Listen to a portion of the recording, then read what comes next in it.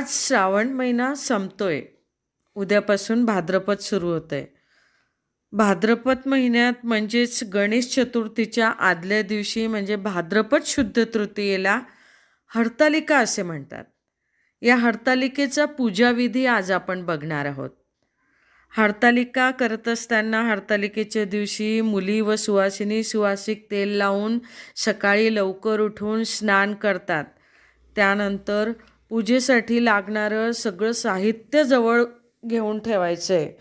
पूजेसाठी लागणारं साहित्य म्हणजे पूजा मांडायसाठी चौरंग लागेल, त्यानंतर रांगोळी, तांदूळ, पाण्याचा कलश, ताम्हण, पळी, पंचपात्र, तसराळं, आसन बसायला, त्यानंतर निरांजन, शंखघंटा, समई, कापूर आरती, हळद कुंकू, अष्टगंध, गुलाल, बुक्का, चंदन, अक्षता, उदबत्ती, कापूर